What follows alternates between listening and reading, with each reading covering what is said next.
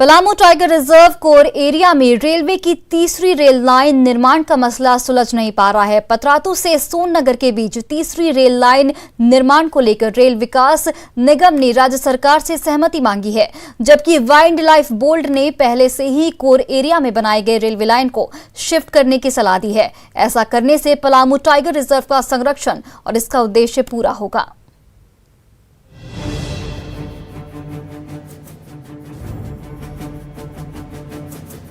देश भर में चर्चित पलामू टाइगर रिजर्व के अस्तित्व पर संकट के बादल फिर एक बार मंडराने लगे हैं। कोर एरिया में पहले से ही 11 किलोमीटर लंबी रेलवे की 2 रेल लाइन है, लेकिन अब तीसरी रेल लाइन पतरातू से सोननगर को बनाने की सहमति रेल विकास निगम ने राज्य सरकार से मांगी है। यह रेलवे लाइन भी 11 किलोमीटर लंबी होगी। पहले से बनाई गई 2 रेल लाइन से रोजाना 100 से ज्यादा ट्रेनें गुजरती हैं। ट्रेनों के लगातार चलने से कई बार वन्य प्राणी दुर्घटना के शिकार हुए हैं। कई बार हाथी, बाइसन, लेपर्ड, चीतल ट्रेनों की दुर्घटना के शिकार हुए हैं। सबसे बड़ी समस्या ये है कि लगातार ट्रेनों के चलने से पलामू टाइगर रिजर्व का कोर क्षेत्र 2 हिस्सों में बट गया और यह एक बहुत बड़ी समस्या है और इसी के कारण जो है बाघों की संख्या में लगातार कमी आई है। रेलवे लाइन से जानवरों की जिंदगी खत्म हो चुकी है। तीसरी लाइन बनने से जानवरों पर खतरा बढ़ सकता है। ऐसे में वाइल्ड लाइफ बोर्ड ने रेल लाइन को शिफ्ट करने का सुझाव दिया है, जिससे रेलवे को भी फायदा होगा, साथ ही वन प्राणी की भी जान बच सकती है। यही नहीं, कोर एरिया में ट्रेन की स्पीड 25 किलोमीटर होती है, लेकिन रेल लाइन के शिफ्ट होने से ट्रेनों की रफ्तार 100 किलोमीटर प्रति घंटे हो सकती है। कोर एरिया को बाईपास करते हुए आपके पास एरिया है, उसमें आप पूरे सभी लाइन को शिफ्ट करें। भविष्य में चौथे लाइन भी बनाने की जरूरत होगी तो आप आराम से बना सकते हैं, उसमें कोई दिक्कत नहीं होगी। 2018 की जनगणना में पलामू टाइगर रिजर्व एरिया में टाइगर नहीं होने की बात सामने आई थी, लेकिन जनगणना के ठीक बाद 2020 में बाघ का एक शव मिला था। वहीं हाल के दिनों में टाइगर की चहलकदमी के निशान भी इस ओर इशारा करते हैं कि अभी यहाँ टाइगर है। पलामू टाइगर रिजर्व का बड़ा एरिया नक्सल प्रभावित है। यही नहीं, सीसीटीवी का नहीं होना भी टाइगर की जनगणना पर सवाल खड़े करता है। 15-20 दिन पहले भी पलामू टाइगर रिजर्व के फ्रिंज एरिया में टाइगर का प्रेजेंस रिकॉर्ड किया गया है। पगमार्क जो है हम लोगों ने देखा है और पगमार्क को उसका कास्ट भी हम लोगों ने रखा है, that is a female tiger, और टाइगर किल भी जो है वो भी देखा गया है। इसलिए टाइगर प्रेजेंस तो है ही। पलामू टाइगर रिजर्व में मसला सिर्फ तीसरी रेल लाइन के निर्माण तक ही नहीं सीमित है, बल्कि इसके बाद चौथी रेल लाइन परियोजना की भी तैयारी है। ऐसे में पलामू टाइगर रिजर्व का अस्तित्व ही खतरे में है। रांची से अविनाश और पलामू से संजय की रिपोर्ट। हम सुरक्षित रहेंगे तो हमारा परिवार भी सुरक्षित रहेगा और कोरोना काल में बिना टीका लिए तो सुरक्षा की बात सोचना भी बेमानी है। जिसने भी इस बात की गंभीरता को समझा, यकीन मानिए वो अपना और अपनों का सच्चा हितैषी है।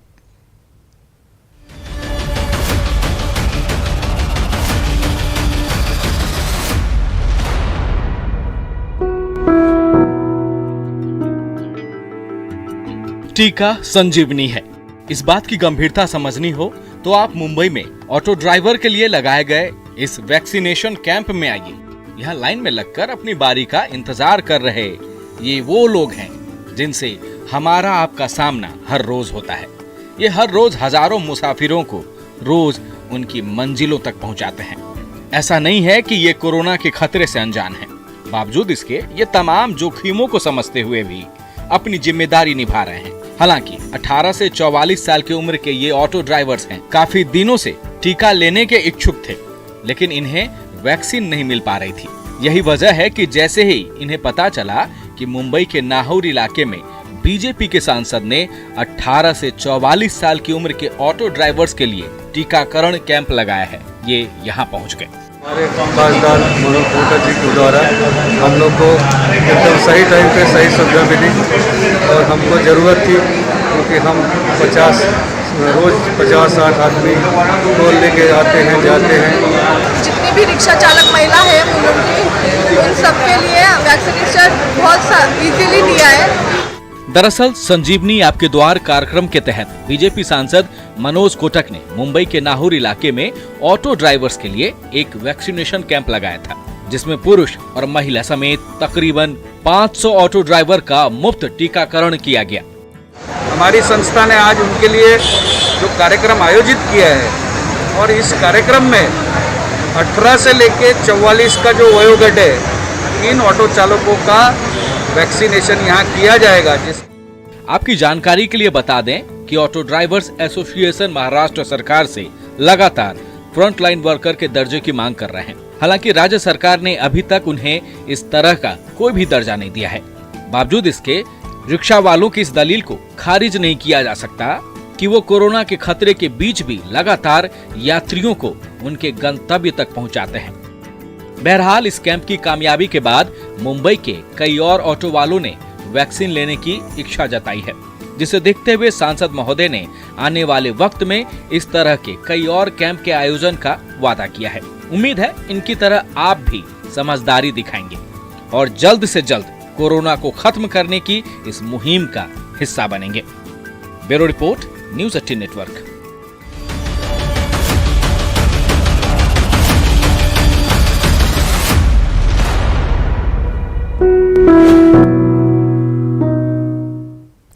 नेटवर्क 18 फेडरल बैंक की संजीवनी गाड़ी भारत के कोविड प्रभावित जिलों में जारी है। वैक्सीन के लिए जागरूकता फैलाने की हमारी इस मुहिम को आप भी अपना सहयोग दीजिए। चलिए आपको दिखाते हैं कि संजीवनी गाड़ी अब तक कहां कहां गई और आज कहां है।